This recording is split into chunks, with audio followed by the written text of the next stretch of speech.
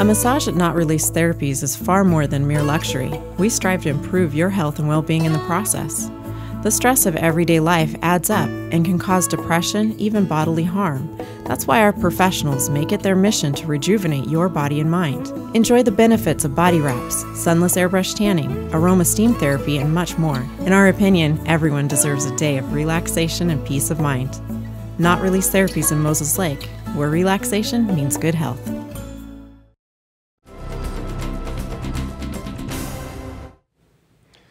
Big Bend Community College is presenting its 8th annual Educate during the Big Bend Latino Education Fair on Friday. Educate runs from 4:30 p.m. to 8 p.m. in the ATEC building at Big Bend. It is free to the public. The event promotes access to higher education for Latinos and informs attendees in English and Spanish about programs and services available at Big Bend Community College. Workshops cover topics such as financial aid, academic support services, Running Start, professional and technical programs, English language courses, citizenship class information, and more. In Northwest news, a pair of long-lost twins found each other again after 7 decades apart. The two women were separated as babies, one growing up in Britain and the other in the U.S. Reporter Kimberly Evans has more on their emotional reunion in Oregon. Is that right, sister? They talk like sisters, ones who have known each other their entire lives. And that's Anne. And that's, yeah. But these twins just met for the first time in 78 years. Shock, really, and I was like that, you know. I was certainly in a daze. Both were born in England in 1936.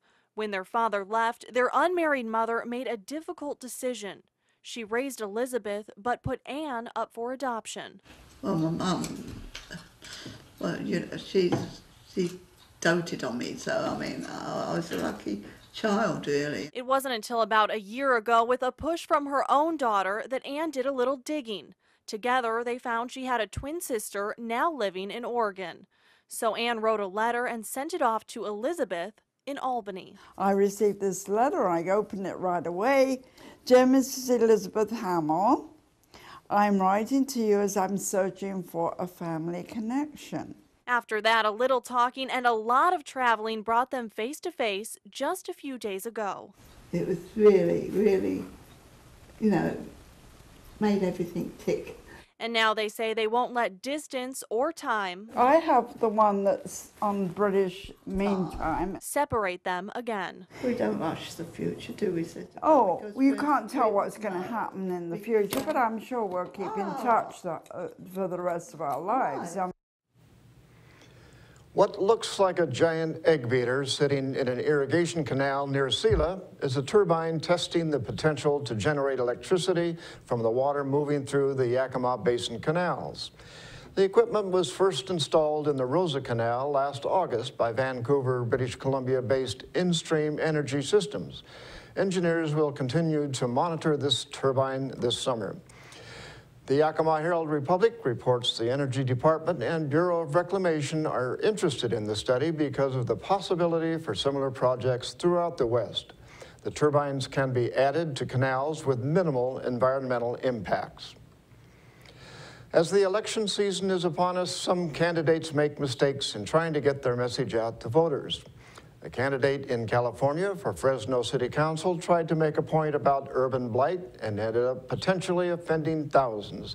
Candidate Mike Wells approved the mailer in his campaign and now regrets the attention it is getting. For CNN, Corin Hogard reports on reaction and the apology.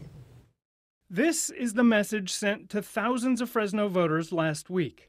The words blame Clint Olivier for selling out Fresno neighborhoods. But it's the picture in the background getting the most attention now. That's not urban blight with barbed wire around the stone brick building. That's not Fresno.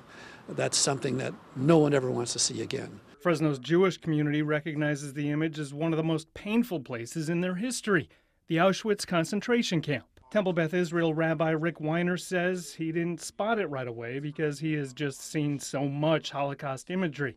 When he realized what it was, though, he says he was disgusted And after looking for images of urban blight and decaying neighborhoods on Google and not finding anything like this, he was even more upset.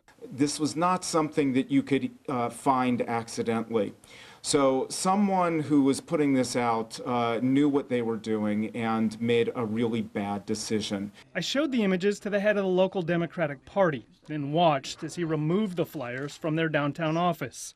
When I first asked Wells about the image, he denied it was Auschwitz. But then I sent him this photo, undeniably the same one used in the mailer. When I found out where it really came from, I was very troubled. And if there was anyone that received that flyer in the mail and it conjured up thoughts or memories of World War II era happenings, I would be even more devastated. ABC 30 political analyst Tony Capozzi says it may be the type of blunder voters cannot forgive. Even if it's an innocent mistake, it's a major mistake, and it's something you have to be held accountable for. And that's going to do it for us here at iFIBER 1 News. We want to thank you for watching, and we'll see you again tomorrow.